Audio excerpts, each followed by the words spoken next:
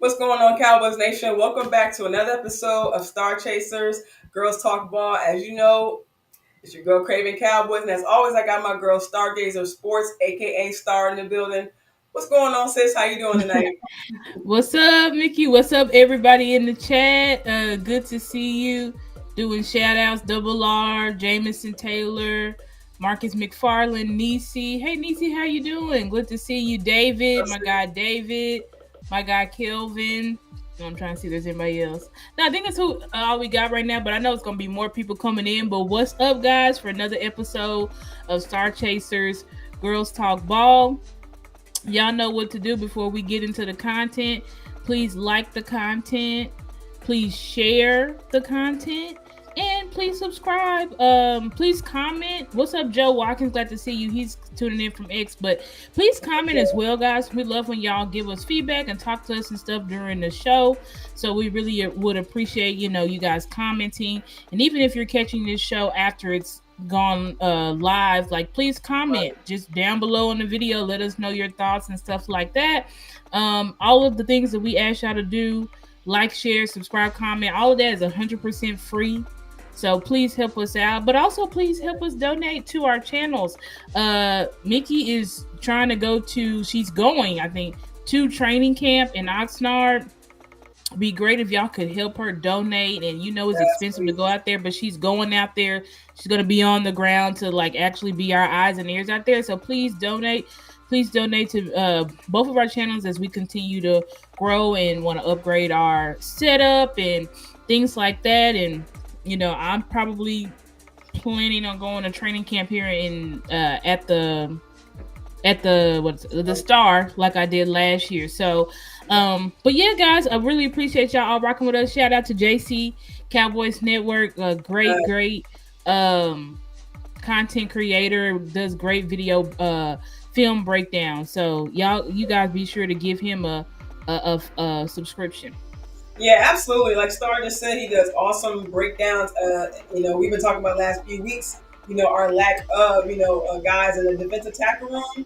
He just dropped some film on our very own Justin Rogers, who we drafted this past this past 2024 draft. So he gets into it. He gets into the to the weeds, to all the players getting exclusive film. Justin Rogers is from Auburn, but he got his film from when he was at Kentucky, and gives you a lot of notes about these players that you may not have just known, just off the bat. Like, he goes deep into these players, so please check his channel out for sure. That's really the whole point. Before we get to the show, Cowboys Nation, that's really the point, and that's why I'm really excited. I found this community because before a couple years ago, I really had no idea this community even existed. Honestly, it was all about three and four letter. You know what I'm talking about, sis? So I found this community that there was actually a way. You know what I'm saying? Shout out to Boss Cowboys Sport, like he says, our voice matters.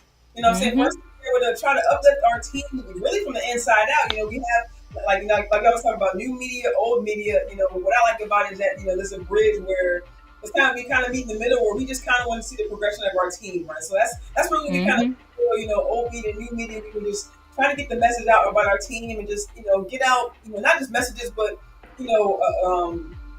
ways that our team can improve.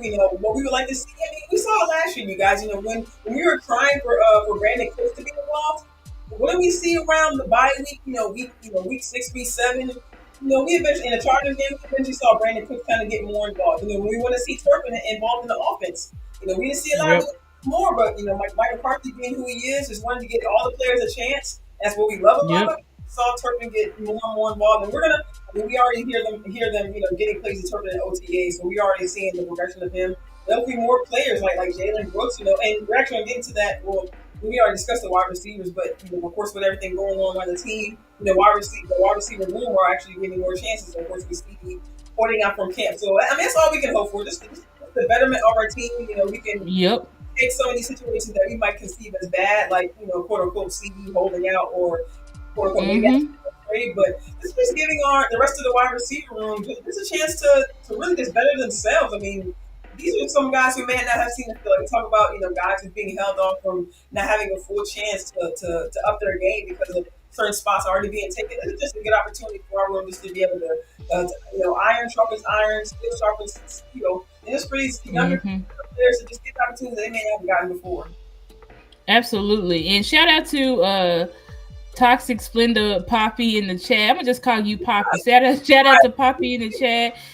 Shout out to JV. Shout out to you, JV. Yeah, Glad to see you. yeah. So, Um, but yeah, I mean, go I'm ahead, go ahead. just an extra shout out to Double R. I think it's a while since we've seen you and seen you in our chat, Yes, Hun. So yeah, it's extra shout out to Double R. Glad to see you, brother. yeah, And yeah, I think you know, as you said, like these players, a lot of these new media really has been on top of everybody in new media. Obviously, JC's in the chat, so we gonna shout him out. We gonna yeah, pinpoint what he does specifically, but everybody in new media seeks to be the opposite of old media. And old media, and I want to say this too, like we said this, I think this was last episode, that hey, we wouldn't have new media if it wasn't for old media. And right. obviously old media, they're the ones who have the backstage pass. They're the ones who get to go into the Star, they go to the games, they have exclusive interviews with the players and the coaches and stuff like that. So we Right, have we have a respect for old media, but new media was formed because we wanted to be able to cover our team authentically and put out the right narratives about our team, as well as help everybody in new media just wants the Cowboys to win six. yeah, Everybody does different things, covers film, just different types of analysis about our team and the players and stuff like that. But everybody who's part of new media just wants us to win a sixth championship, a sixth Super Bowl. And so we just have our own creative ways of doing it. But, as you said, like a lot of these players we do need to dig deep into, like for instance, how JC Cowboys is doing. Justin right, Rogers and Denzel Jackson, because although we may not want them, and although I fingers crossed and I'm hoping, and based on reports and stuff like that, we will be getting another defensive tackle to come in, whether right. it's via trade or a defensive tackle getting released, upon cuts and stuff once training camp kicks off. But Justin Rogers and Denzel Jackson, those guys might actually get some snaps. Yeah, So it's good to see what they bring. And we know that defensive tackles, they take a while to cook. So, we're not expecting them to be all world, but we also, we need to take a look and see what they actually offer, to the team. yeah, Because like you said, these other players like CD holding out, and CD's going to continue to hold out, and he should hold out. I think he should hold out because that's how you get paid here in Dallas. If right. you want to get paid here first, Facts, unfortunately, if you want to get paid here first, you got to hold out. So, but while CD is absent, obviously guys like Jalen Tolbert, guys like Jalen Brooks, Cavante Turpin, I'm trying to think of these other guys, Billy Johnson, Tyron Billy yeah, Johnson, Marino Cropper. and Jalen Moreno Cropper, and all Right, of these guys have the opportunity. And Ryan Flournoy, I think our fifth round right. draft pick. Yeah, All of yeah. these guys, Corey Crooms, Corey he Crooms, got on. I like right? All of these that. guys get those reps. They Yeah, get those reps, and they need those reps. They need all the reps they can get. You know what I'm saying? Because when the starters are here, they don't get those opportunities. Everybody, when the backups, they be fighting for scraps. They fighting for right. reps. But, So right. right. So even though we don't like not having CD here because obviously he's our number one wide receiver, but like as we said, it does give them an opportunity to continue to build chemistry with Dak, Yeah, because as you know, their chemistry is mostly built with Cooper Rush and Trey Lance. They don't get those reps with Dak. So, exactly. that's And why it's good. But shout out to also Smoke One for you. Appreciate you. Of yeah, course, what's East going on, Side Smoke? in here. What's up? Right, What's of up, course. East Side? Of course, MVP. but You know what I'm saying? yeah, the Like, MVP of the Dallas Cowboys fan. He number one Dallas Cowboy fan. But right, anyway, for sure, for sure. go ahead. No, that's actually, I'm glad you brought that up about these guys getting extra snap star, but also like you said, let's just be honest. When it comes down to training camp, back in mini camp and OTAs, that was really the time for these young guys to really absorb the information. Ask the questions that they absolutely needed to ask. And not just the Mm-hmm. coaches, to the veterans. If you don't want to ask the coach or many questions, that's why you have veterans like a Kendrick that we brought in, or even a Zach Martin who's been here for years. He's upon Yeah. years. That's what these veterans are here for. When the coaches are busy, like Scott McCurley saying, who who's under a microscope this year, like he said, when you talk to a vet, you get more information that you wouldn't get in a 30-minute meeting. You know what I'm saying? So these guys are right.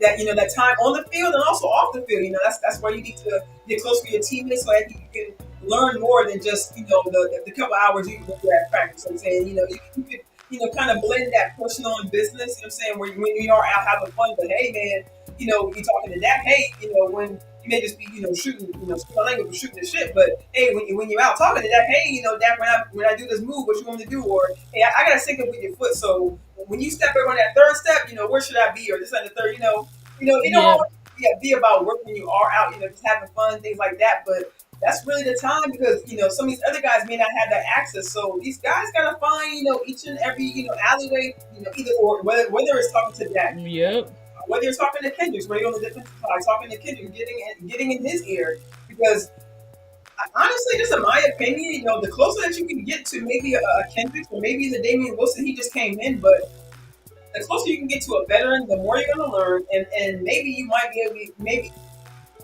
little bit more on a little bit more of Zimmer's trust, because Zimmer wholeheartedly trusts Kendricks. So if Kendricks goes back to him and says, hey, these guys are turning up, or hey, I think this guy can do this, because not saying he's reporting back to Zimmer, but that's going to be his right hand man on the field. So he's going to be trusting these guys to come back to him and let him know what when he doesn't have time to talk to every single player on the team or on the defense.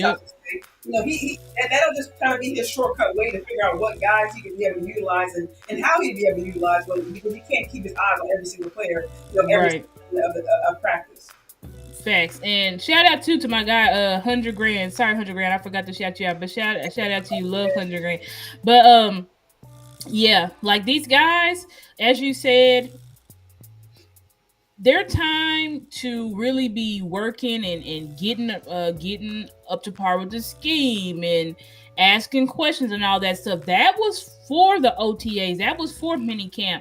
Exactly. Now during this off period, they have to make the effort to build that chemistry with Dak, where that's going to the Dak yard, if Dak's throwing at SMU or he's throwing wherever, like it's up to them. And I think, I can't remember, it might have been like Jalen Brooks or Jalen Tober. One of them said, like, when Dak is working out and he's going throwing, he just texts them like, hey, this is where I'm at, this is where I'm throwing. And, they're expected to be there. You know what I'm saying? He doesn't schedule with them or anything like that. Like, he's like, this is what I'm doing, so either you can come or not.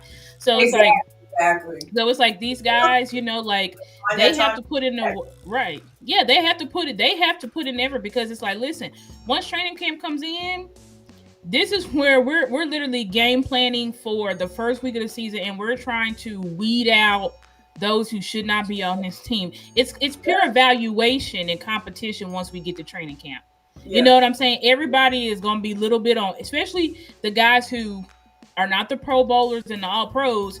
These guys are fighting for starting spots. Some are just fighting for roster spots. So, it's a different level, once you get to training camp. So these guys, they got to do all they can, because like we said, once you get to training camp, it's a dog-eat-dog world. Right. And, all that, talking and trying to, how do I do this, and asking questions. It's almost like that's a little bit too late for that, because now it's like you asking questions now, but he's not asking questions. He knows exactly where he needs to be, where he needs to be. So let's start with that. You said, just like, what were those words you said? What were those same words that Dak would say about, and now granted he didn't last too long, but what were those words he said about Dennis Houston?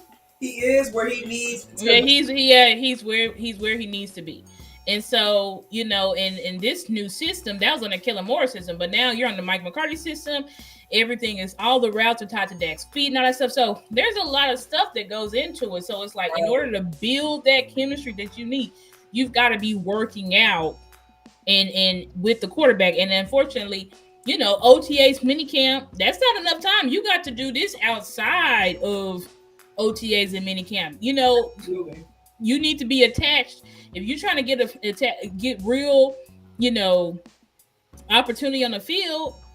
And honestly, even now it's hard, because the players, some are training, but they're doing a mix of training and vacationing, because again, once training camp starts, their life's over. Their life's over till next January, February. We make if they make playoffs. So it's like once their life is literally over and their bodies and everything belongs to the Dallas Cowboys from July 23rd on. So they're trying to vacation with their family, spend time with their kids, and all this stuff, and on top of train, to keep your body in shape. Exactly. So it's just a lot going on. So these players, a lot of them got to put up or shut up with the effort. Yeah. I'm glad you brought that up, Star, because that is huge. And just to your point that you brought up earlier about training camp and how they're game planning and things, that's a huge point because, like you said, the coaches aren't going to have time, for side questions of where I need to be, and that's why, like you said, that was the point of that, so they can learn what the whistles mean, so they can learn what the alarms mean, so they can learn, and those are just the basics. So on top of that, you have the playbook, and you have learn the chemistry with your other teammates in that room, and then not just your room, but then rest of the offense or defense, depending on what side you're on, and then like you said, taking all that because. Shout out to Zimmer, shout out to McCarthy as well. They both said that they threw a lot of them to these guys, OTAs and minicamp. Not just, what they learn in rookie orientation, but okay, now the vets are in. Okay, I'm gonna throw this at you, and like they had, I think, what was it, 7 or 8 install days, or 7 or 8. I think it was like 7 or 8 installs. Yeah, installs. So you know what I'm saying, and that's day by day, you guys. So then just like Star said, now you have this off period where you can decide to go on vacation, or you can decide.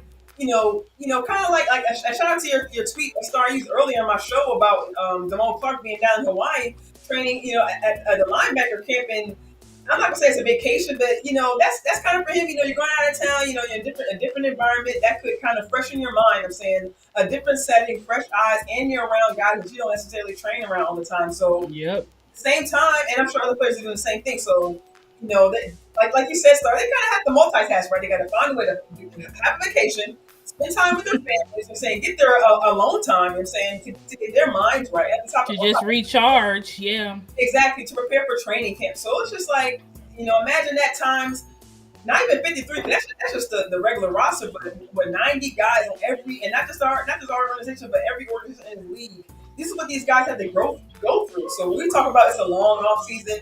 To these guys, like you said, it's gonna be a very short 3 to 4 months. Right, like it's for us it's long because especially for Cowboys fans, because we know in the off season it's nothing but bullshit. Excuse my language, but I should say bullshit happening for clicks and views. So it's long for us, but for these players, it's like everything, because after the season they probably take like a week or 2 off. Then they start the training, then you start the rehab because again their bodies are beat up. Then after that, then you have to actually start intensifying your training and your workouts and stuff like that. Because you're in the off season. What they say in the off season, you make the biggest gains. You make your biggest gains. Right. So guys like Damone and all the players really, but specifically you talked about Damone, right? Because Damone went to Hawaii to it's like an elite defensive back, linebacker training, I think with Derek Stingley's father, so Derek Stingley Sr. And I'm just proud of these players because you got to get the extra training. Yeah. Dallas Cowboys coaching is not enough, unfortunately, because again, you're only with those coaches for a certain period of time. If you really want to take the next step up, this is why I posted my video of Awesome Richards, who's it's gonna go a mini viral right now. But Awesome Richards is also working with Duke Manyweather. So I said, now we got 10 offensive linemen being trained by Duke Manyweather, and we see how Duke Manyweather takes our players from A to Z. You know what I'm saying? Right. Literally in the off season. So that's the same way for all of these players.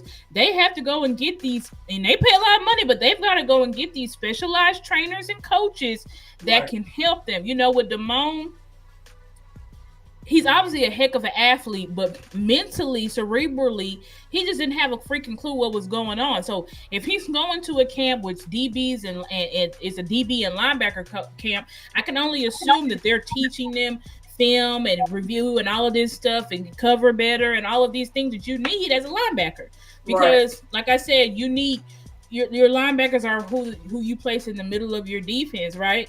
So like these are the people that's got to have the IQ. Like if you don't know what's going on, you're going to be confused, and that's Awesome. exactly what Damone Clark was. Yes, That's exactly literally. what Marquise Bell. They really did not know at all what was going on. So these players taking the time out to say, "Hey, I need to get better." And using these other specialized coaches and training camps and stuff around the league to do that, like shout out to them because it shows that they're taking their job seriously, and they know that they weren't great last year and they want to be better so that they can actually get a spot on the field. And shout out to Keystone, that's my guy. Shout out Right. for being in the chat. I appreciate that. Yeah, we definitely appreciate you, Keystone, and that's a huge point you brought up, Star. Like you said, these guys, and that's something I love this offseason, just with these young players coming in. Just seeing a lot of young players just taking the initiative, like you said, just to go outside of the Star. So go outside the Dallas Cowboys facility and find just outside avenues that they can, and that's kind of what we touched on earlier. It's not just about the limited amount of time that these coaches have to be with these players. It's also about the coaches I don't say don't have time, but they literally don't have time to go to each player and, like you said, they don't have time to individually train. They cannot individually train all those players. Right. And that's exactly why they go to these specialty type coaches, so that way they can kind of and it could just be small things like we saw in that video. And like I said, I just love that tweet because we were asking about Austin Richards last year, this past offseason, and just wondering where his spot was going to be on the field. So just to see, number one, just to see him, period. Somewhere, somehow, we see him training, number one, and like we saw in OTAs, seeing him be at, I believe it was right guard that they had him lined up at. Of course, we know it's just now, they were just, going with the numbers. Basically doing the experiment, basically cross training is what it looks like we were doing in OTA and minicamp. Basically, just trying to figure out, who's better at what, who can play both. Because, like I said, Austin Richards, he's not really competing for a starting spot, but he's competing for a roster spot. Right. So when you're lower on the depth chart, you being versatile is gonna go a long way, right? Yeah. Because it's basically like if you can play left guard and right guard, then we have more of an inclination to keep you, because we know that, hey, we have you and you're available to play at least 2 roster spots. And I remember when we first drafted Awesome, Mike Solari said he could also play center. So I think these players definitely, but even so, like for the offensive line, like Mike McCarthy believes in cross training. Cross training meaning I want my offensive linemen to be able to play multiple positions, right? So it serves these guys well to move around the offensive line and be able to execute from wherever you are. I know in Dallas Cowboys land, we think just keep them there, just don't move them. But it's like, why would you do that? Because sometimes you need to, if injuries go down, you need to reconstruct your line, and you need to be able to put your best players in the best position. You know what I'm saying? Right. So I think players also got to think about that, and you got to think about chemistry on the offensive line and all that type of stuff. But and you're right, Double R, you said they're not babysitters, they're the coach. Exactly. So if they want to get individually better, they have to go to these specialized coaches. This is not the days of old where the coaches can, just not that. These kids need special training, and they need a trainer that can watch them and analyze them and help them get better with whatever they're having issues with. And like the coach can address the room. The coaches that we have here in at Dallas, they can address the room. They can do some individual, but if you really want to get better, like how Terrence Steele got better, like how Tyler Smith got better, you know what I'm saying? Mm-hmm. You're going to have to go to these individual trainers. Right. Yeah, that's a huge point. And just really just a shout out one more guy that we've seen just doing a little bit more extra, who we've, I'll say me speaking myself, who I've given a hard time to. Shout out to Luke Schoonmaker. He wasn't able to go to OTAs or minicamp. That's another one, Luke Schoonmaker. Yeah. I saw him at Tight End University, and I was surprised. Right, he was there. He was there with Jake Ferguson. And a lot of people not talking about that, but he was there as well with Jake Ferguson. Yeah. So these guys, Luke Schoonmaker, he knows Cowboys Nation didn't want him. he knows Cowboys Nation thinks he's a Right. bum and he's a bust. You know what I'm saying? So Right. he's trying to do all he can Yeah. to, because it's like we spent a high second round pick on you, buddy. Like, are you going to be able to produce? But he's also under pressure because you do have John Stevens Jr. Yeah. You do have my guy, what's his name? The undrafted free agent we signed. Yeah, you got Brevin. So he's got people behind him. So it's like, hey, if you don't push it, you'll Right. be out of here. You know what I'm saying? Like, simple as Right. that. Yeah, no, that's facts, sis. And like you said, like for them, like I said, like when Cowboys love a guy, they may not say it out loud, but they show you. You know what I'm saying? One thing I noticed, like we just said, Brevin Span 4 was undrafted, right? And it's no slight to undrafteds, but we were getting rookie orientation interviews with all the rookies in the 2024 class and Brevin Spanford. So I'm just like, we're seeing Brevin Spanford and Matt interviews, but we're not seeing an Alec Kohler. I'm saying we're not seeing, right, right. Right, but Brevin Spanford was because Brevin Spanford was the highest paid undrafted free agent.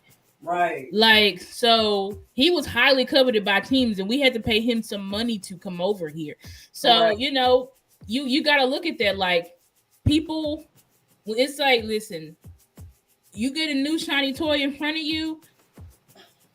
If you're not gonna produce, we're gonna move on. And a lot of a sports franchise feeds off of how the fans feel about it. So if the fans don't give an F about Luke Schoonmaker, but we all love Brevin Spanford, then the front office is going to be like, well, I mean, we can kind of just let you go, Schoon. Nobody cares about you anyway. We're not paying you that. You're on a rookie contract. Exactly. So we can go ahead and go with Brevin Spanford. You know what I'm saying? And Brevin Spanford is cheaper than you, obviously, because you're a second round pick. Right. He's an undrafted free agent. So he's junior. I mean, two DFAs, that's unfortunate over a draft pick, you know what I'm saying? But they wrote up plays specifically for John Stevens Jr. Yes, they did. Yes, they did. They had specific plays for him.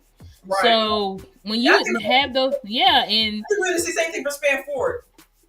Yep, I'm pretty sure they have the same thing for Span. I know Mike McCarthy got him with the vision in mind.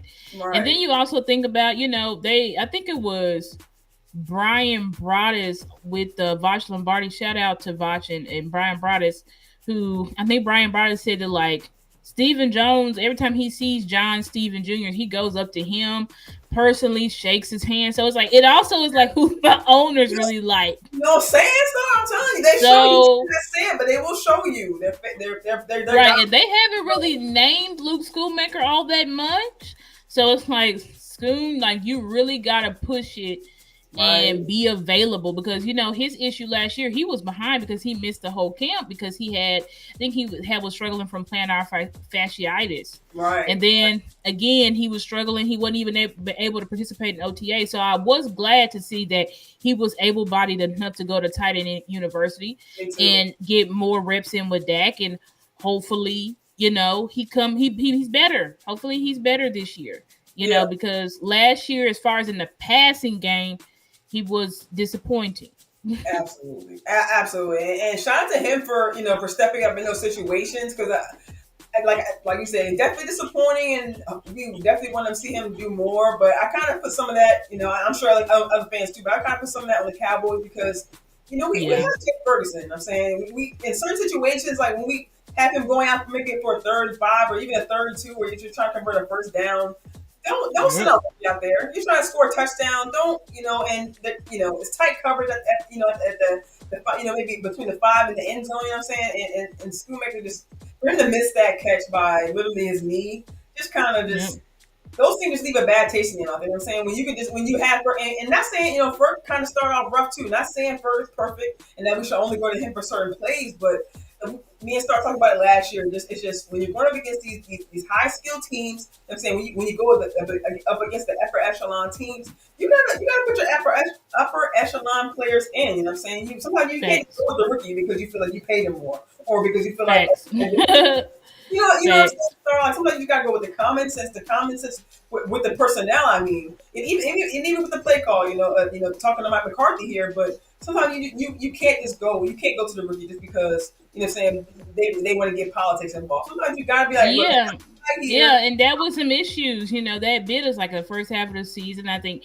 after their first Eagles game, after Scoom screwed up that touchdown because he didn't run the correct depth, I Right. think they realized like let's pull him back a bit because it did seem like they were trying to give Scoom target him in the red zone, Yeah. basically build his confidence up, give him some easy touchdowns, but he just wasn't clicking. And unfortunately, it's like, Right. hey, because y'all are experimenting and trying to get his confidence up, when you could have just simply had those targets for Jake Ferguson, we You know what I'm lost saying?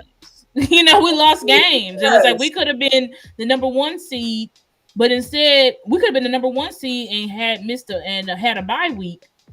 But Facts. instead, we had to play in the wild card round and got bounced, got first round exited. You know what I'm saying? So that Mhm. is something to remember. Like, don't experiment too much because everybody should be shooting for. If you're a playoff team, you should be shooting for the number one seed.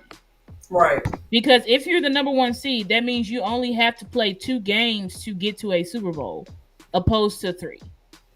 Right? And you have home field advantage for every single game you have.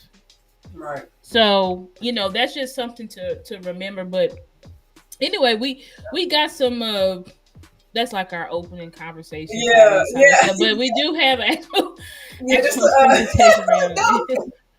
Yeah, we gonna kind of transition over just really to some articles. You know what I'm saying? It's really been and just really quickly. I mean, we know it's a rumor, but we heard this week that that CD may not show up. Just to kind of quickly talk about it, get out the way that it's a trade rumor that if CD doesn't get paid, he requested a trade, because he wants to be the second highest paid player in the league. Yeah, it's like if he doesn't get paid, that he's gonna request a trade. CD Yeah, is gonna get paid, guys. He's yeah, not. He's not yes, gonna get traded. right, This is just classic. Unfortunately, our front office is just very old school when it comes to these things, and they try to win the deal, so they do all of this stuff. But he's gonna get paid. They're not gonna let CD walk. They're not gonna trade him. You know what I'm right, saying? I know people think that we're gonna trade CD, we're gonna trade Micah Parsons, and we're not doing any of that. These players will be paid here. Jerry and Steven make too much money off of these players' backs. Same thing with Dak. They make too much money off of these players' backs, not yeah, just for on field. They make a crap ton of money off the field. Jersey right, sales, brand deals, charity events. Like, they make so much money off of these guys. Guys, they're not giving these guys up. They're right. like, these Absolutely. guys are cash cows. What Jerry and Steven are doing is just playing the media game because it's slow, and we need to be in the media because that's the extra pot of cash that we get. You know what I'm saying? So, once training camp comes and they can get in front of them players and they can go to their room in the middle of the night, like, hey, you want to sign this deal? That's when y'all will hear stuff picking up. But Right, right now, like, they just wasn't worried about it. But once right. we get to training camp, that's when it'll start picking up with CD. That's when it'll start, picking up with Dak. I don't think they're gonna sign Michael Parsons this off season, but if they do, I mean, they do. You know what I'm saying? Yeah. Um, Yeah, Micah yeah. said he was trying to wait because I mean, these players want the bag, right? I mean, we have no they excuse me, they wait. And CD said he had no problem waiting either. I mean, when Justin Jefferson got paid, all these wide receivers got paid in this offseason. Right, that's another thing too. Like the players also want to wait. Shout out to Clarence Hill who went on the final word yesterday, Right, and he was explaining, like, I think it was Law was saying, like, they could have paid Dak last year, and Clarence Hill was like, stop it. He was like, why would Dak Prescott's agent and why would Dak want to get paid last year when they knew the TV deal was gonna go up, they knew the cap was gonna go up, like. No, they planned from the moment Dak signed that contract in 2021. They planned to always enter back in the market around this time. yeah, So, we as fans, we just say, you need to get ahead of it. You need to get ahead of it. But it's like some of these players, like, in their agents, they're like, nah, bro, that's a sucker move. Like, no, right, we're not gonna get ahead of it. We go get in the market when it's best for us. So, unfortunately, I know we don't like that, but yeah, that's just usually how it goes, and that's how these agents, especially Dak's agent, that's how they operate. They don't. Dak's agent is a hardball agent too. Like that's Right. another thing. When you have people like uh what's his name? Todd France, like he's a hardball guy. Like he's a guy like this is the minimum. I'm not picking up the phone. Like I'm not accepting those deals. He's also Justin Jefferson's. No, that's not him. Sorry, him. I was getting confused. But either way, like these agents out here, CD's agent is the same as Justin Jefferson's, and Justin Yeah. Jefferson turned down tons of deals. The Vikings had been trying to sign Justin Jefferson, but he's like, no, too low, Right. no. And he Right. waited till all of these guys got paid, and Yeah. then he got his bag. So it does take two to tango. It does Yeah. take two to tango. Absolutely. I think a great point that Mr. Clarence Hill brought up last night is that he said, like, hey, the Cowboys, they ain't got no problem waiting. When they waiting on their money, they not trying to take deals. They ain't trying to take pay cuts or nothing like that. So, Yep. why should Why are CD, you asking the players exactly? why should Dak? So, like, I think that's kind of something, like you said, Stars, kind of something that they're kind of, evolving as far as on the player side. Like, hey, like my organization playing around. Okay, we'll play with you. We'll wait. See, like, I'm sure like CD is thinking like, hey, I'll wait. Yeah, you go ahead and wait for about 4, 5 more. I don't know how many receivers are waiting to get paid, but you go ahead and wait for these other big contracts like Jamar Chase. And go ahead and let that come through too. Like, hey, I'll wait on that too because these guys are in line. Now they got to jump out of line. Now that you can skip over CD and just be like, okay, we ain't got to worry about that. No, he like Star said, he gonna get paid. It's up to the Cowboys to decide when, and all CD has to do is wait, for them to come to him and sign on the dotted line. You know what I'm saying? When they agree on numbers. You know what I'm saying? So, like Facts. Star said, Exactly.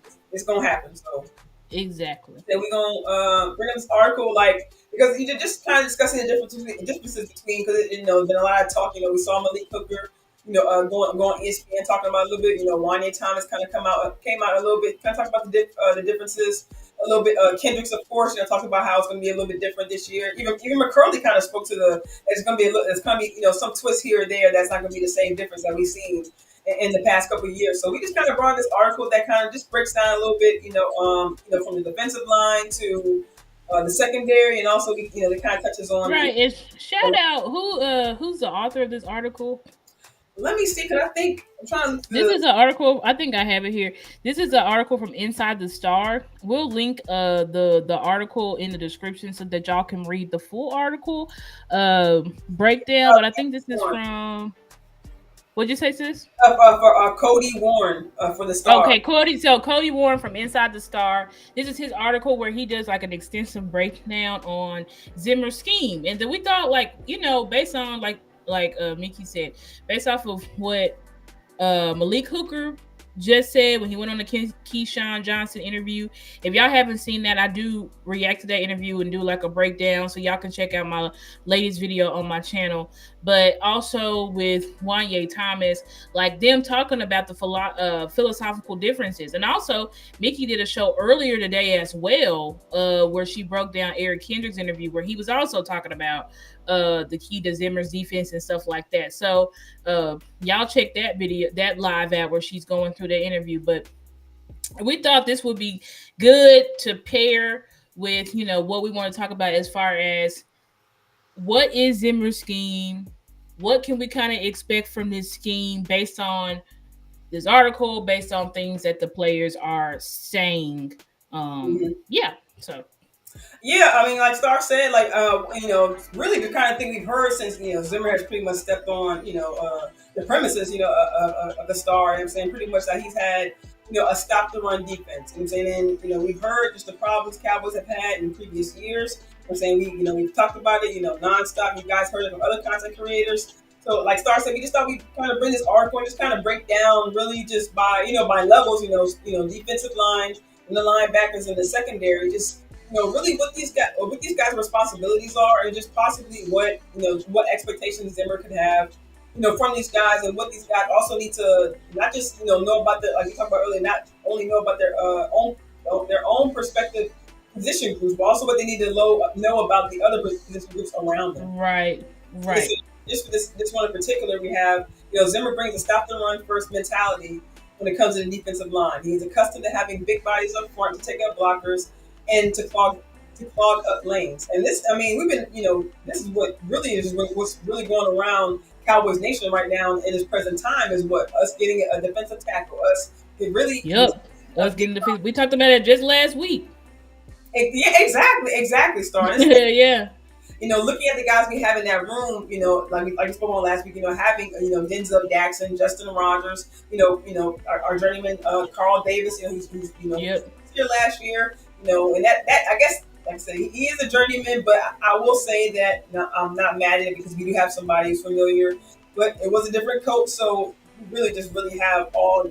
If we can look at it, just looking at everyone is having fresh eyes on this defense outside of Kendrick. I'm saying as far as talking about the defensive line group, everyone has fresh eyes to this defense. So it's really going to be about Coach Coach Scanina.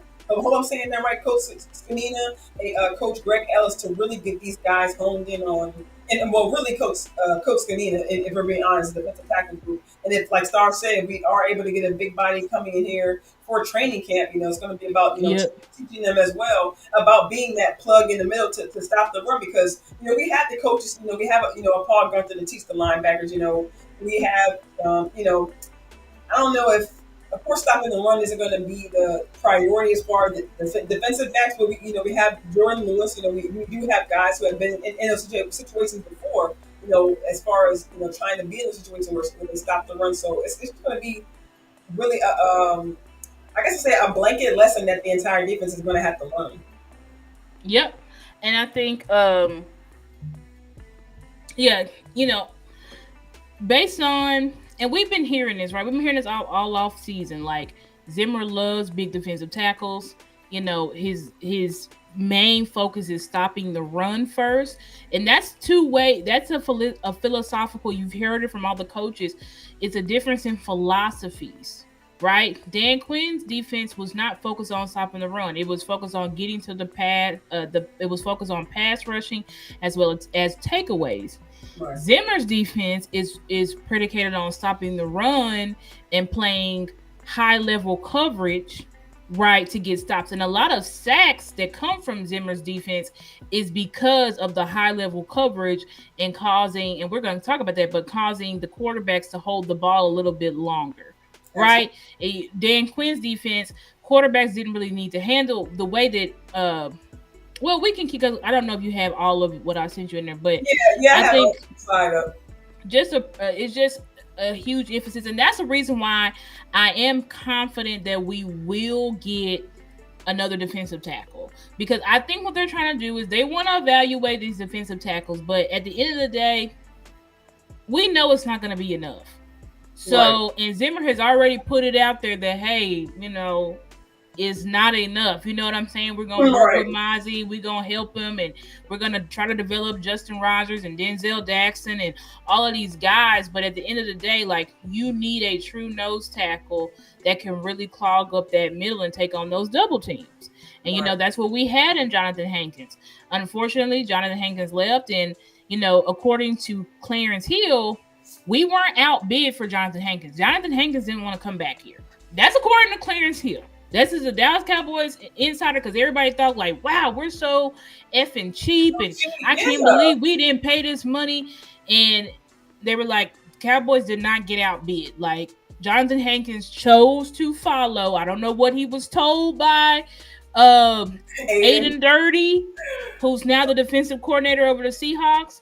But Aiden Dirty found some way to lure him over there, so that's why he's there. And also, y'all know that the new head coach of the Seattle Seahawks is the former head coach, Mike McDonald, of not head coach, but defensive coordinator of the Ravens, who their defense was the best defense in the league last year. So I don't know what the appeal was, but it definitely wasn't money, and he just didn't choose to stay here. And so that's why we ended up losing Hankins. You know what I'm saying? So unfortunately, but I do think because of Zimmer's emphasis on stopping the run, we are going to get a nose tackle or two that's going to help with that, because Mozzie's not going to be I do not foresee Mozzie being ready to go week one. I just don't really see that. If it happens, great, but I just don't see that. No. But anyway, this is another. Go ahead. Yeah, no, I was gonna say I agree with you. I don't think, especially it'd be one thing if he wasn't coming off, his shoulder deal, and maybe he Right, didn't. the shoulder surgery. Yeah, then Yeah. I'd be a little bit more optimistic as far as him just being present at camp and being able to learn, what Zimmer brings, to training camp. But Right. it's just going to be interesting what kind of mental reps he takes because he does have a year, we can't say he does have kind of a year under his belt, the game speed, being in those situations, and being in a lot of situations. Not like he only had like a few snaps, you know what I'm saying? Like, yeah, he had a decent amount of snaps to where he could get a good feel for the game. So now it's kind of almost like he took the physical reps first. So now he has the off season to be able to kind of get his mind right while he is kind of attacking his rehab, excuse me. And then so now he's able to come back. Shout out to Jess Navarez from Girls Talk, Boys Talk. She said that she was able to speak with him and said that hey, he's putting the weight back on. He's working with his coaches. Trying to learn. Sam Williams said that they haven't really seen much of him, but he is working out. He is putting the weight back on. So it is good to see that he is taking Yep. two And that's things. good. Yeah, I think Brian Bros also said he is putting the weight back on. He is putting the weight back on. But it's going to take some time. Like she said, like it's going to take some time for Mozzie to get back to where he needs to be because based on last year, he's behind. But I do think that with the proper coaching and him being in his right weight and stuff like that, that we can get him. I'm not going to make the assertion that Mozzie is a bust. I just think it's too soon for that. It's just too soon for that. You know what I'm saying? We don't know what he is. I do think that unfortunately the front office, specifically Will McClay, because people like to blame this person, blame that person, but Will McClay picked Mozzie Smith. We have the video evidence. Like he picked it. It wasn't Jerry. It wasn't Steven. Right. It was Will McClay, and we know that Dan Quinn was on board with it because you can go back and watch draft night when we drafted Mozzie. Michael Parsons literally showed the text message of him telling Dan Quinn to pick Mozzie Smith, Exactly. right?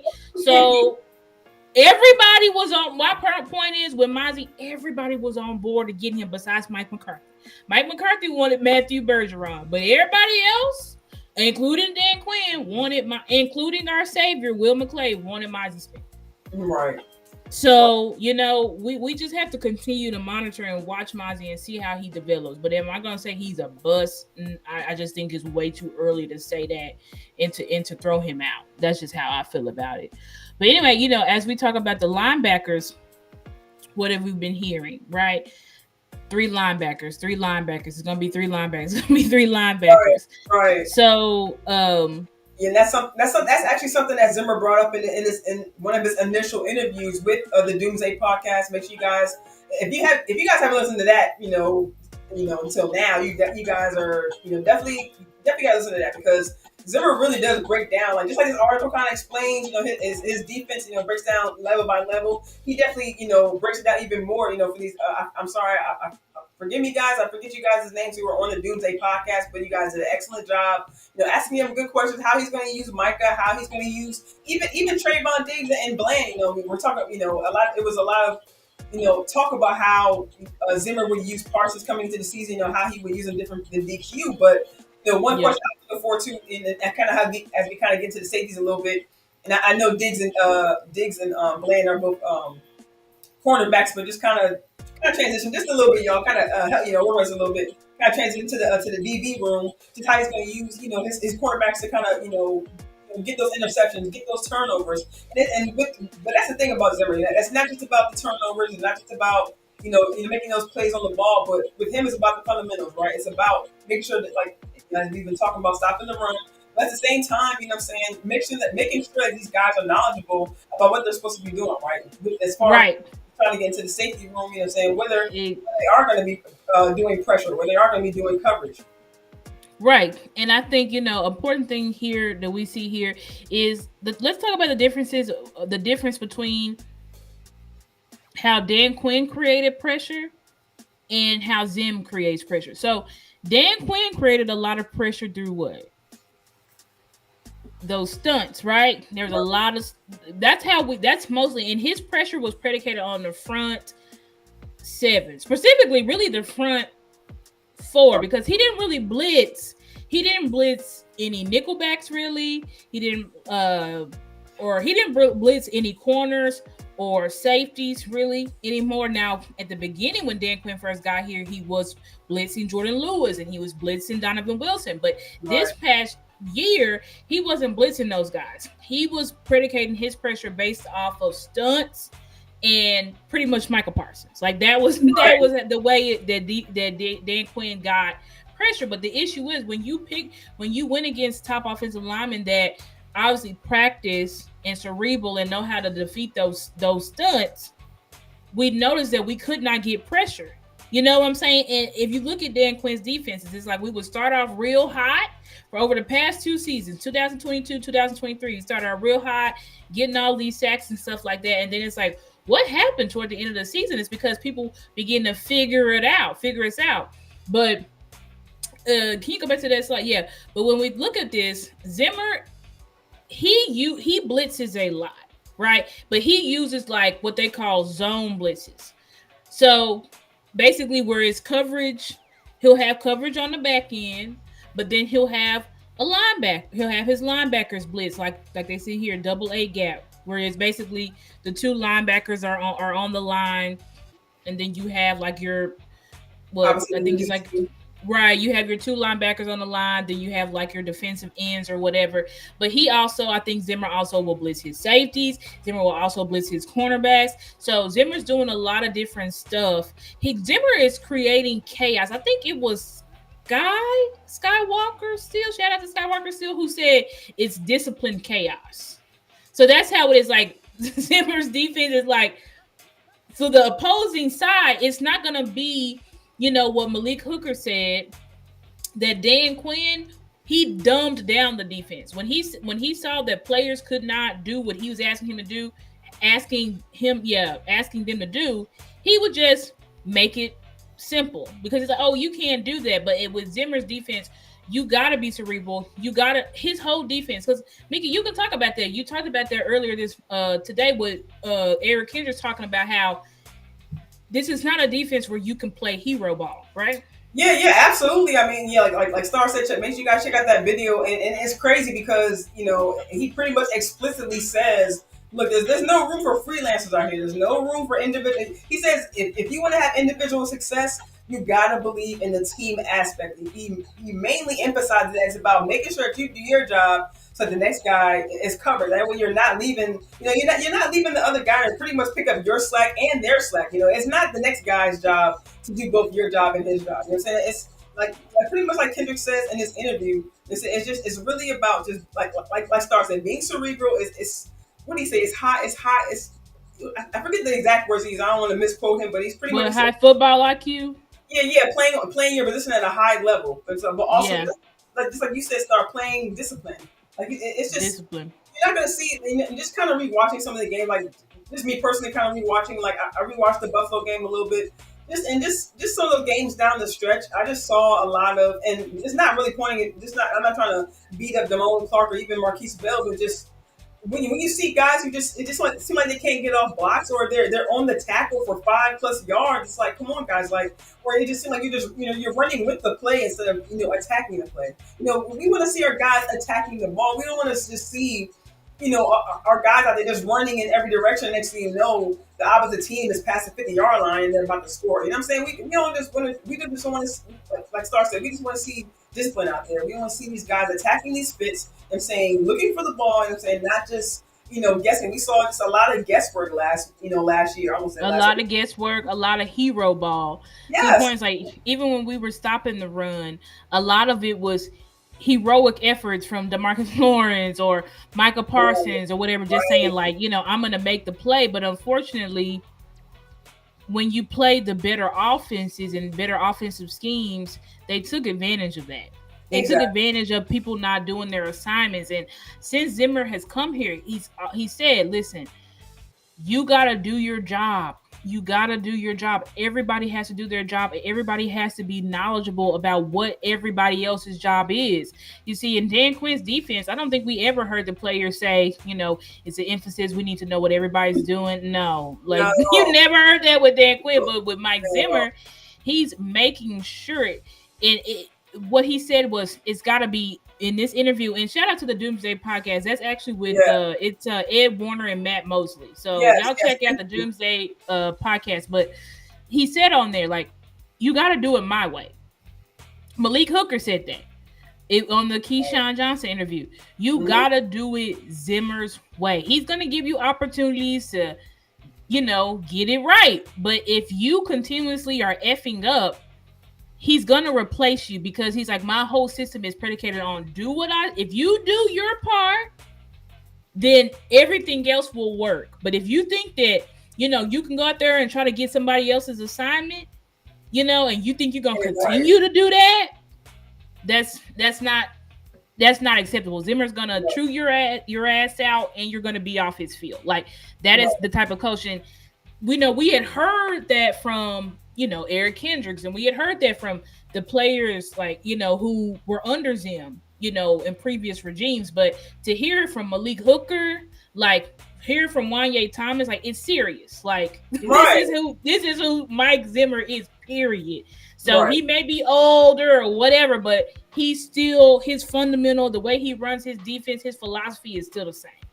Yeah, no, I definitely agree with you there, sis. Like, it's going to be a whole lot of accountability, you know what I'm saying, coming up this year. Not just competition. That's another thing I think that we're going to see this year is accountability. Because when you were talking about, we were both talking about hero ball, this one kind of, I forget which game it was, but there was a game where afterwards, I'm assuming we lost, but there was an interview where Micah gave I think he was talking about a certain assignment that he had, and he was like, well, I was blocking my guy, I don't know what everybody else was doing, but, I was handling my guy, and I don't know if we're going to see that either. I think it's going to be right. That's exactly. Yeah, he did say that. He said, listen, my job to set the edge. I don't know what they're doing back there, and you won't be able to say that in Mike Zimmer's defense. Everybody should know what everybody is doing, and you got to know what everybody is doing. Facts. Because if you don't know what everybody else is doing, how you gonna know what you're supposed to be doing? You feel me? So it's like Zimmer, right? And another nugget that Malik Hooker had said was Mike Zimmer. He goes to all of his assistant, coaches that are under him. He goes into all of their rooms and meetings and just sits there, because he's trying to make sure that from the coaches on down is teaching what he wants to be taught. Right. I don't think we ever heard any of the players say, the secondary players, oh yeah, Dan Quinn, he comes and sits in on our team meeting. No, like Dan Quinn, we know he focused on the front seven, but when it came to anybody else, he had no idea what the hell was going on. And really, I say really was the defensive line, because obviously the linebackers didn't know what the hell was going on. You know what I'm saying? So no, that's a huge point, Star, and I'm glad you brought that up, because that's actually something I wanted to bring up too, because we it was talk when Michael was like, I haven't said more than 20 words to Zimmer or whatever. But something I listened to, or something I actually learned, kind of listening back to some of Eric Kendricks' interviews, he kind of mentioned even he himself doesn't speak to Zimmer that much. Zimmer is pretty much, actually I forget what player it was, but I think it was Malik Hooker's interview when Keyshawn Johnson asked him, "Is Zimmer still quiet as a mouse?" And that was that was an interview. Yeah, so and I was like, that's interesting, because everyone's kind of coming across saying, "Hey, Zimmer's going to be tough. Zimmer's going to be this. Zimmer's going to be that." And I kind of heard in one of Kendrick's interviews where he said, Kendrick just kind of, he kind of keeps his distance. He doesn't speak a lot to the players. He just lets, lets the, like you just said, Star, lets the coaches know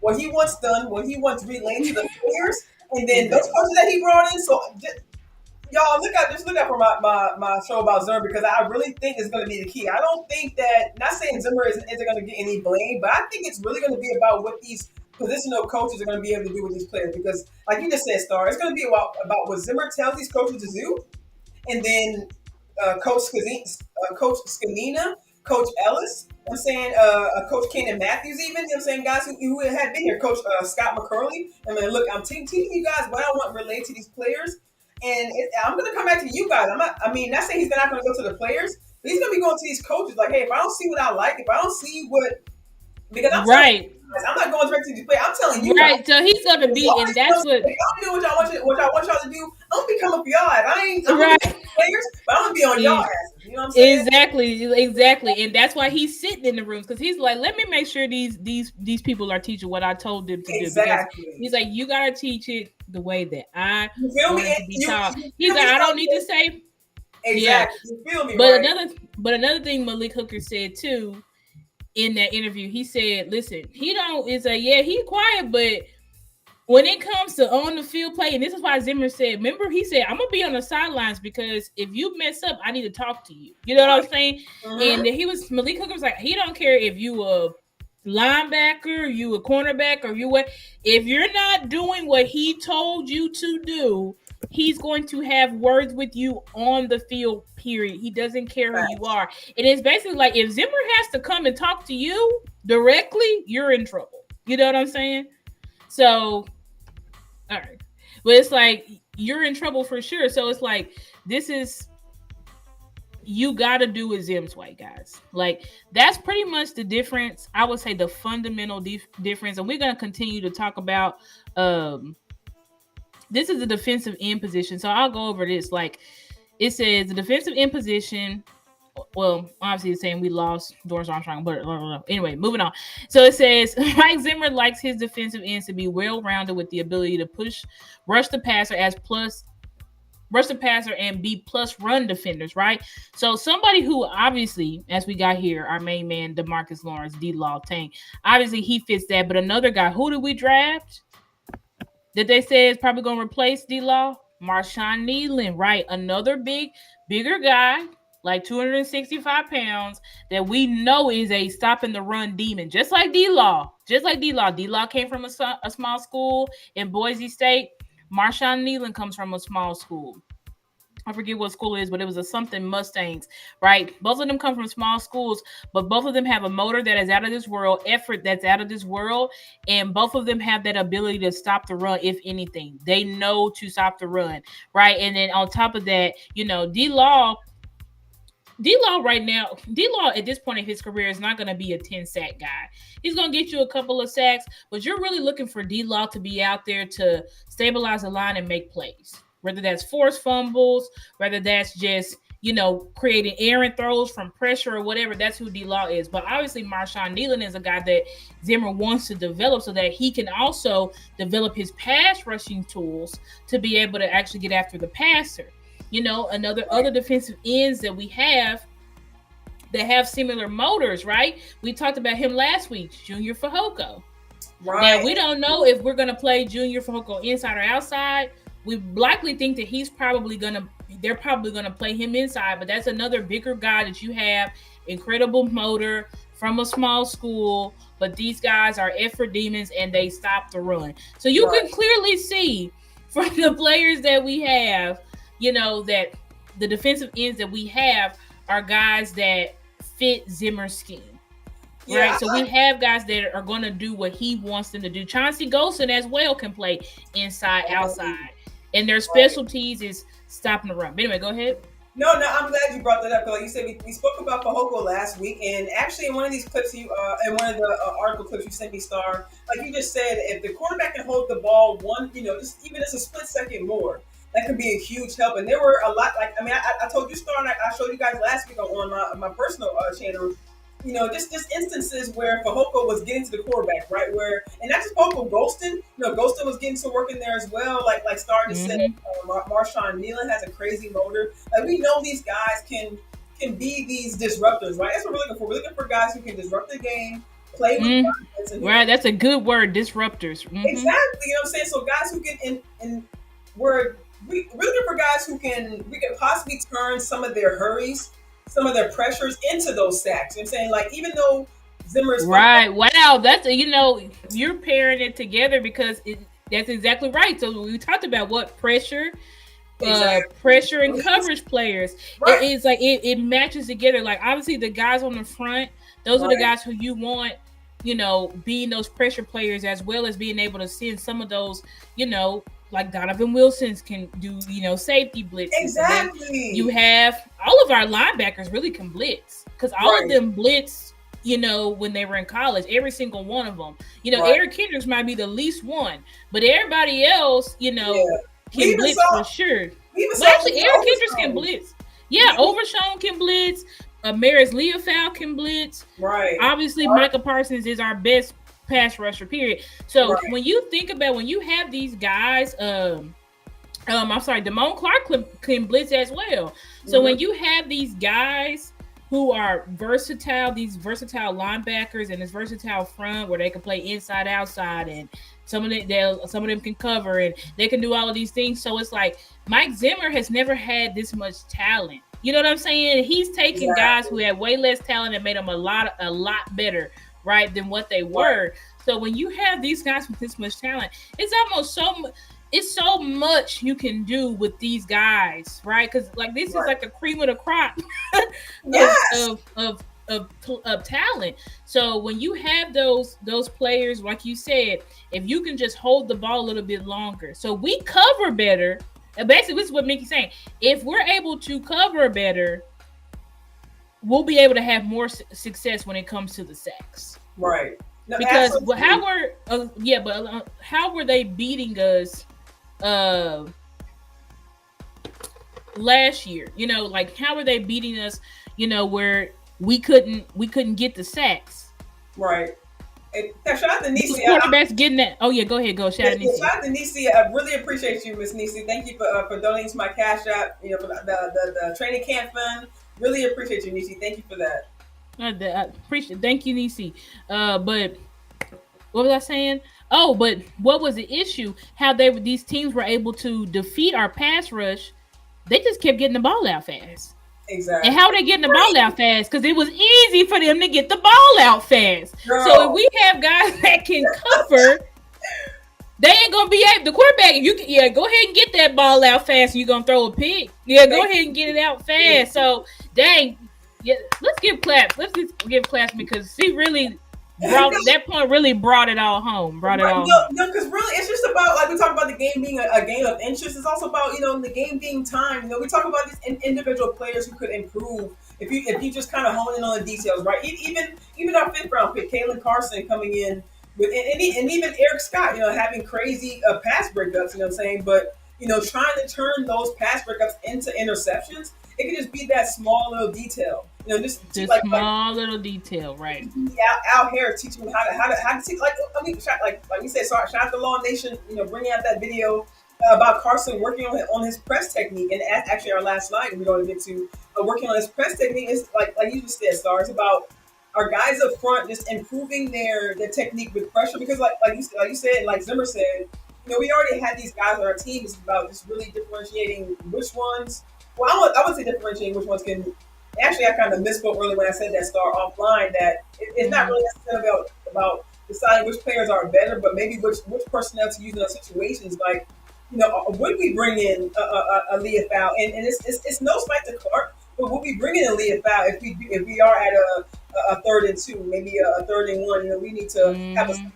We even saw in the preseason game last year, like I mentioned, Overshown, he had a huge stop. You know, I think in the Jags game where he was able to, you know, kind of put his foot down and put his weight on the running back and actually be able to stop a 3rd and 1, you know, drive to get these guys off the field. That's what we're looking for. We're looking for guys who we can find our linebacker. Like you said, even the Kendricks, guys who come up to the line, Willie Harvey. You know, I watched 2 drives back to back when he was still part of the Browns, but he had 2 back-to-back stops on a third. I believe maybe a 3rd and 2, 3rd and 3, or maybe a 3rd and 1, and then a 4th and inches where he had both stops, or where the 3rd and 1 where he was able to kind of clip the ball, where he kind of shot the ball down with the quarterback, and then the next play he was able to get to the running back and stop the 4th and inches. So that's what we're looking for. And I'm not saying Willie Harvey is the one to get the start, but I'm saying if you can teach these young guys or whoever's on the field to be able to, you know, to exude those, you know, that kind of to be able to execute that on the field, you know, I think we just see it.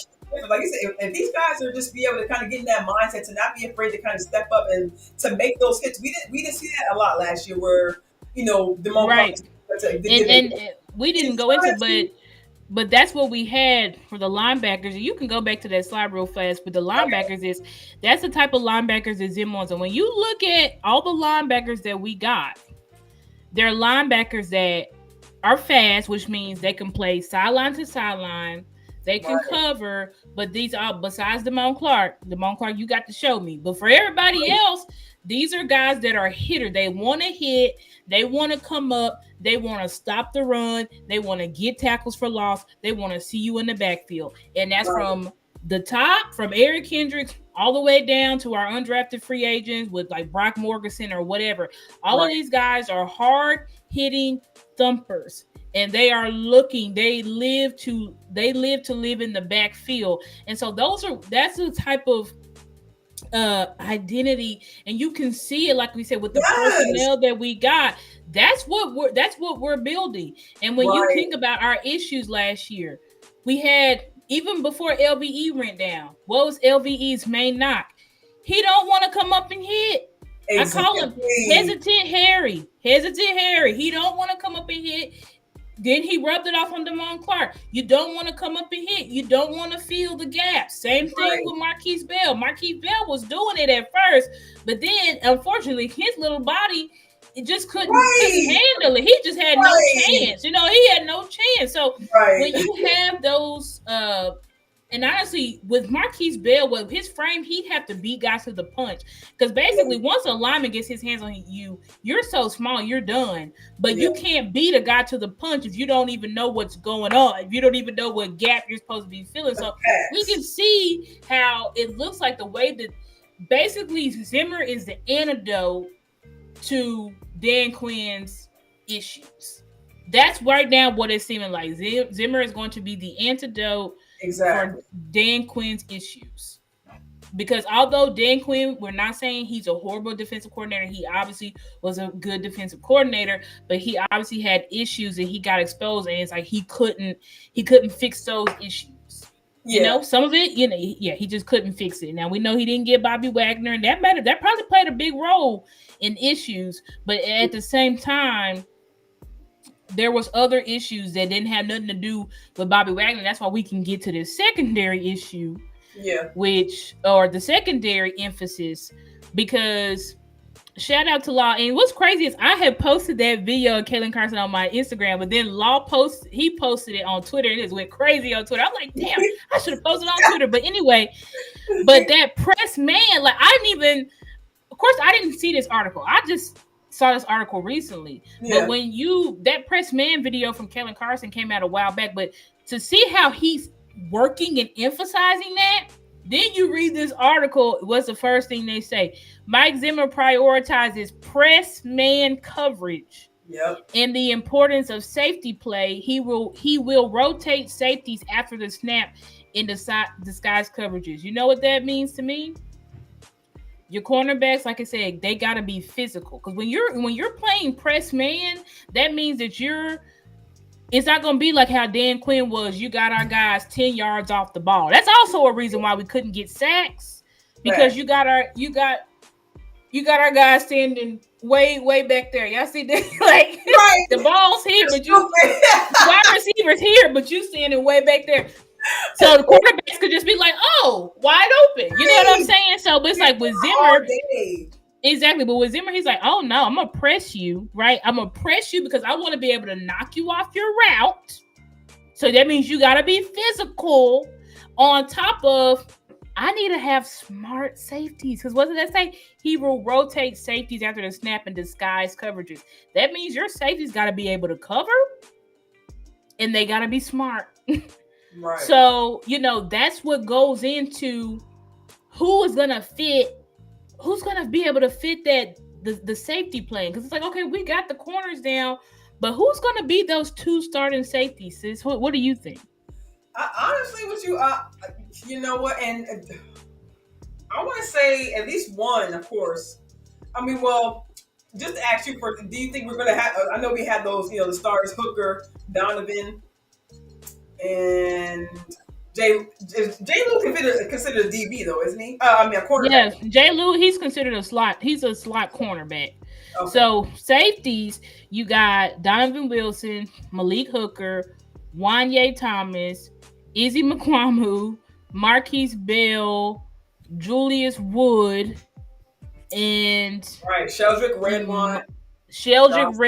And something D-Berry. So you've got Berry, yeah. Josh D-Berry. So you've got so many safeties. And obviously you're going to have what my question is, and I put this out on Twitter. I said, do you want Donovan Wilson living in coverage?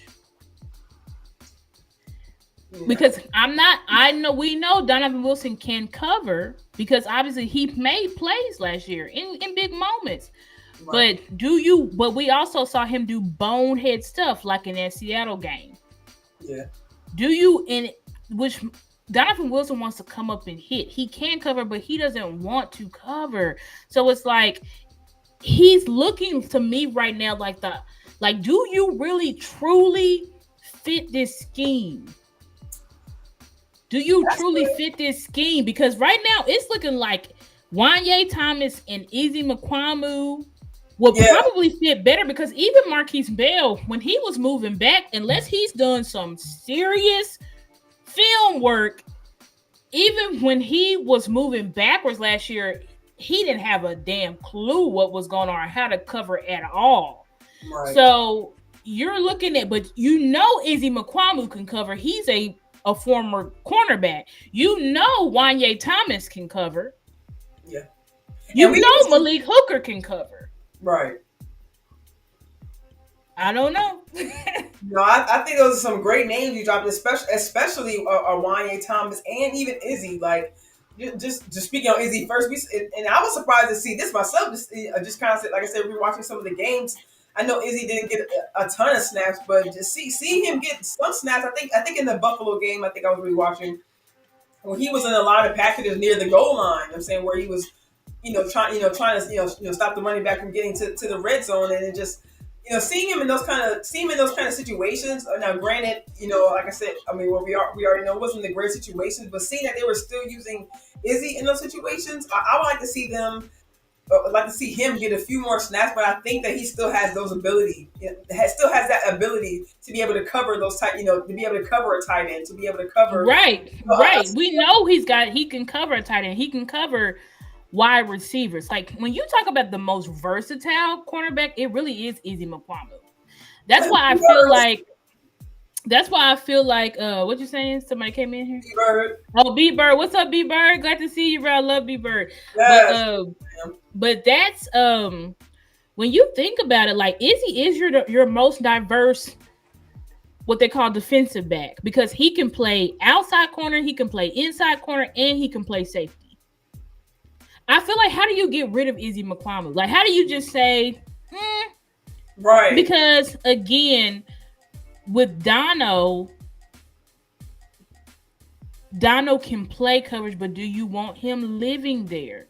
He's not even the athlete that Izzy Mukuamu or Wanye Thomas is. Right. I just feel like Donovan Wilson has a little bit of an uphill battle. Unless there's nepotism and unless Stephen Jones and then be like, listen, we don't give a hell. We pay him all that money. He's going to be on the field. I'm really struggling to see where do you fit in. Now, they did say that Zimmer does, obviously in nickel packages, you're going to take a linebacker off the field where you typically you take a linebacker off the field, you put another safety. That's where I feel like Dono and Marquise Bell could fit in. Yeah. I agree with you. I agree with you there, sis, because we definitely see a lot more situations where Dono does come up to the line. Like maybe a 3rd and 3. Blitzing, like that's what you want, Dono. You want Dono come to the line. You want him blitzing. You want him hitting. He can do a little bit of like man coverage. I'll cover this tight end or I'll cover this running back. But you don't want Donovan Wilson on the roof rotating and jumping. I just feel like that's not his game. That's just not his game. Right. That's not his game.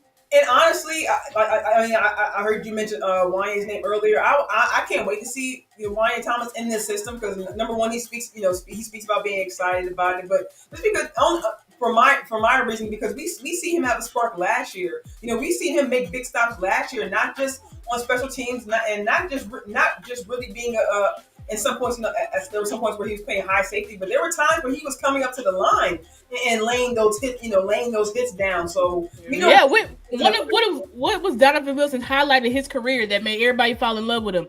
The Vikings game, 2020. when he came up and he knocked the dog crap out of Dalvin Cook and caused that fumble. That's Exactly. what made us fall in love with Donovan Wilson because he's a I think Okoye says it. He's a heat-seeking missile. You Yeah, want him to need a yeah, lot of streamers. You want him blitzing. So I do feel like there's a. So I won't say there's not a spot for him. There's a spot for him, but yeah. I don't see that spot being a starting spot. That's where I'm him Really? and Marquise Bell, and it's Yeah, like yeah. I just don't. I don't know. I don't. It's like how do you? And that's what I'm saying. Unless nepotism is involved, to me, like there's no way that you should be choosing Donovan Wilson to play in coverage, two high safety looks Right. over Over a line. Wanye and Izzy McQuamu. I just can't see that. I just Yeah. don't see it. But maybe he could prove me wrong, but I don't see it right now. Yeah, it's really gonna and that's I guess that's one I guess the what's the word one positive we can give, there's a lot of positive we can give, but one positive we can give Zimmer's system is just gonna give these guys a lot of these guys opportunity to step up, not just the safeties, but to kind of bring it back, but kind of give everybody in each one of these rooms a chance to be able to step up and show what they had to offer to this team. You know what I mean? Competition. Yeah, Yep. exactly. Like the whole theme of this off season and going into training camp is going to be the competition amongst these guys, and really just what they can bring that's different. What they can bring that's different than that guy, next guy that's in the room. Because these rooms are deep, y'all. Cowboys Nation. Before we head out here, these rooms are deep. You know what I'm saying? These guys are going to have a lot Very deep. of competition. The Cowboys have gone out and they haven't done a lot of moves, but they hit at the UFL. You know what I'm saying? They brought back a lot of the guys that they had last year. Even some of these futures contracts they didn't have to sign. They didn't have to bring in Freeman, a Connor. They didn't have to stack these rooms the way they did. But they could have just they could have worried about, let's say they could have stacked the O line room, saying they were worried about getting the chemistry down. You know what I'm saying? They could have stacked. We could have got more defensive ends since we lost two defensive ends. They are stacking that room, but they could have put a lot more focus on other rooms, but instead they decided to stack all these rooms up and give all these guys a reason to bring their best game forward. Right. And I mean, and that's all we can ask for. You know what I'm saying? Like it's time. You draft these guys, you develop them. It's time for them to. It's time for some of them. A lot of them put up or shut up. You know what I'm saying? Like we drafted you for a reason. We believe in you, so we removed that wall in front of you. So now it's time to compete, and it's time to show: are you worth keeping on this team, or should we let you go? Because again, I did a show on my channel. Y'all can check it out called The Right Kind of Guys. And Right. we just didn't have the right kind of guys. And I know people, they may say that it sounds like bullshit coming from Stephen Jones, but no, like he's being honest. He said, listen, we've had all this success. It's been great. We've had all 12-5, 12-5. Nobody has won more games than us in the Super Bowl winning Chiefs. Like it's been great. But he said we've got to get the right kind of guys that step up and make big plays in the postseason. And before we let out, want to point out this too. Like Clarence Hill said this on the Final Word, and I think, y'all check that out. We probably should link that down below just because we talked about it so much because it was so good. It was so good. But Clarence Hill said on the Final Word, he said, in 2022, because he's like, everybody focuses on Dak threw them picks, we didn't win, and defense did their job, and it's like, yeah, they did their jobs. If you look at the scoreboard, 12-19, they did their jobs, right? But when you look at critical times where our playmakers could have made critical plays, Trayvon Diggs, not hitting George Kittle bobbling that ball, like all you had to do was literally bump him, he drops that. Because that was the drive that led to the drive that overcome us. So at times at the end of the game when we were trying to force touchdowns, we could have been kicking field goals. Right. Like you gotta hold everybody accountable. Everybody. Because we're paying all of you guys. Diggs, you're an all-pro cornerback, dog. And he dropped that pick. And the Deron Bland dropped the pick. It's like, come on, guys. Like, y'all had some opportunities to make some plays, and y'all didn't. Y'all fell short. So that's what Stephen Jones, he said. We got to have guys that step up and make big plays in the postseason. So it's not enough in the postseason. That's what the last thing I want to say before we let out. It's not enough in the postseason to just do your job. You gotta make big. It's not enough to just do your job.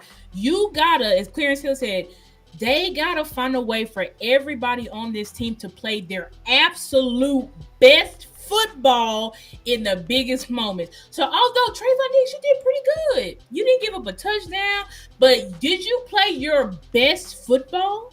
You did not.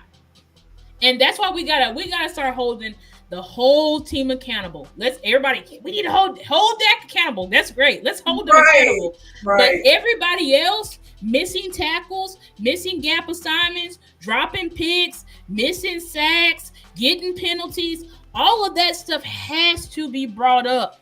Right. Because that's the only way that we can move forward and that these players can stop hiding behind the veil of Dak Prescott. Because right now, that's just what they're doing. They're like, listen, we can screw up. CD, he could drop 2 balls. We don't care. Dak threw 2 picks. You know what I'm saying? Like, and we just can't have that.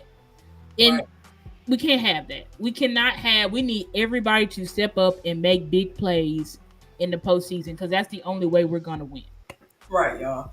And just to add on to your point, Star, Cowboys Nation, remember back, and I even hate to talk about it, but remember back in 2021 when we had Kellen Moore and even, 2020, 2019, Kellen Moore had the number 1 offense. He had this many yards and because y'all was crediting Kellen Moore. Y'all wasn't crediting Dak. So he had the number 1 offense and the third. But what's one thing we always got, on Kellen Moore about the option routes, right? In situations like option routes. Our people talk about in these situations.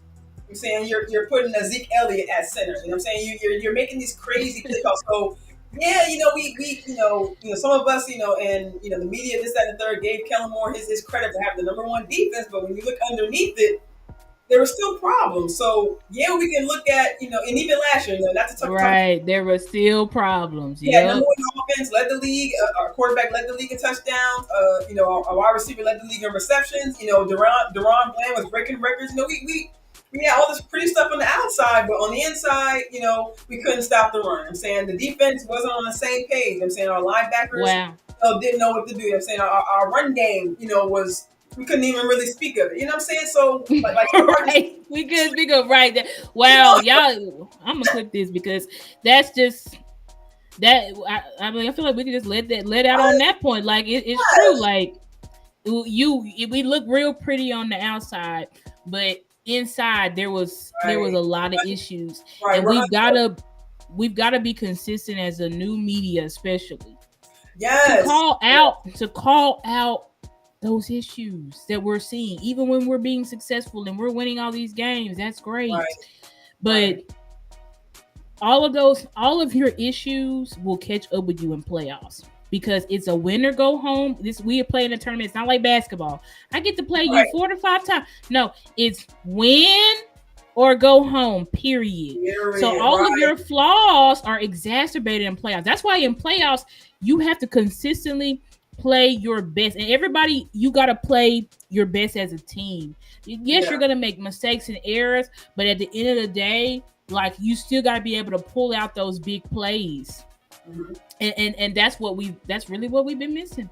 We've been missing guys who step up. We've been, and guys who've been hiding behind others and not fixing their issues. So I'm glad that it feels like this year that guys know, like, hey, it's either I step up or I'm not going to be on this team. Correct. And started making the moves, and we're seeing these young players making the moves and being more vocal about it as well. Like, hey, I know that. Then I come and say, hey, I know I'm not safe, but hey, what's up, Loves Beauty? Glad to see you. Appreciate you. What's up, Loves Beauty? How you doing, hon? Very happy to see you. Thank you for joining us. Make sure you watch this on replay. This is a very fire show. This was a fire show. Like, it's probably one of the best shows. I think so too. I think it's one of the best shows we've given y'all. So y'all, before we let out of here, like, please like the video, please share the content, please subscribe to our YouTube channels. As Mickey said, she's trying to get 300 before training camp.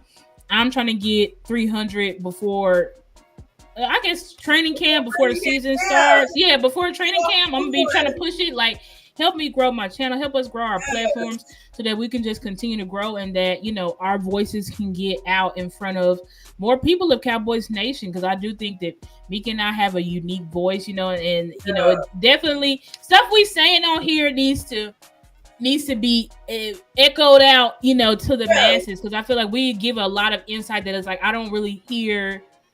Everybody gives great insight, but I'm just saying everybody has their own unique perspectives. So yeah, I just feel like, you know, with our perspectives, like, please help us, you know, grow our channels and donate to our cash apps. But I think that's the yeah. last thing I got to say. I don't know if you got anything left to say, sis. No, everything you just said, Star, I wholeheartedly agree with you. Everybody listening on Twitter, come to the YouTube side, hit the like button, hit the share button, subscribe, please, please, please.